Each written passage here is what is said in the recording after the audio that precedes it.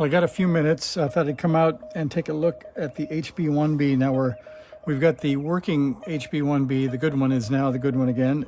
And I have an almost contact. I at least got some QRZs and a nil from W0GV a second ago.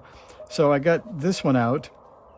A couple of suspects. So I'm going to check the Zener diode because that's what killed us on the last radio. It was roasting the collector chokes. This radio didn't have that problem, but it does have sort of a 1 watt output problem. So I wondered if maybe the collector choke on this one might have been shorted. So I've just pulled it off the board. I saved you the pain of watching that. Not sure what the easiest way is even to show you this. It's so small. I'll lay it on the board and then we'll zoom in and you can take a look. So it's not in great shape. It has only one of its leads left. I think that's probably from my desoldering, but it does at least have enough wire to connect to if we look at it. You can see there's a solder pad on one side and then there's a loose wire on the other.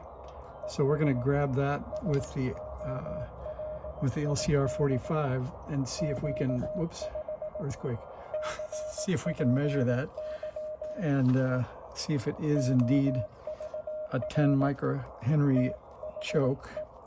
Hopefully I can grab onto this. So we have this, what do we have? We have this little chunk of wire.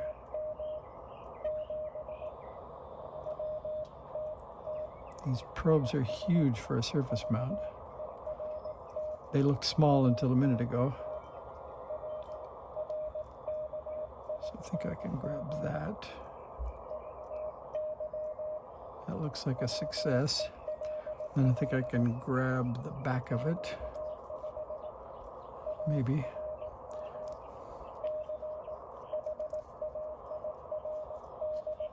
It's hard to get that to grab. There we go. All right, well, that's quite miraculous. So the LCR45 says it's a 9.77 or 76 microhenry choke. So it wasn't bad, but now that it's off, I don't think there's a way for me to get it back on the board.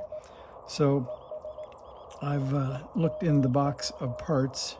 I might be able to get this on because I could probably solder the back half again and then do the discrete side with the wire.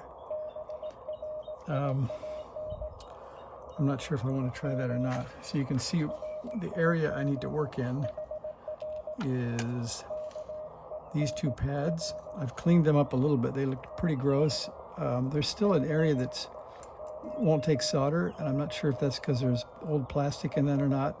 And I scraped off what seemed to be maybe glue underneath where the inductor used to be. So I think I'll just go ahead and put a discrete part back there. And that's something interesting for you too. So the test for the day is, what are the values of those two parts and what are they? So the top one, let's see, let's turn in the same direction so you can get the brown black in the same order.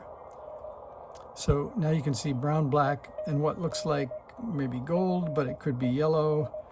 And then the top one is brown and gray and black. So that one's more obvious.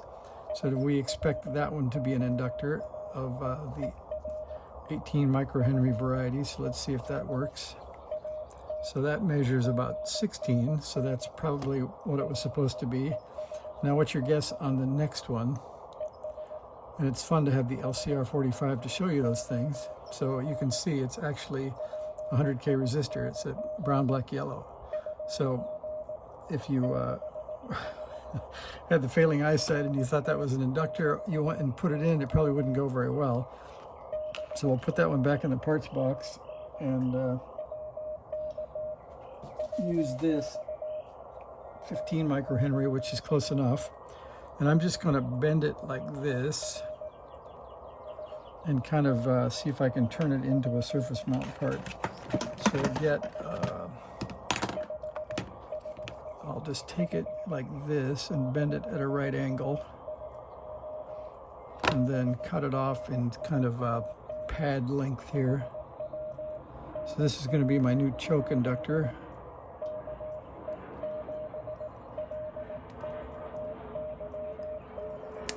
Okay, so that's going to be the one. We're going to mount that where the collector choke goes.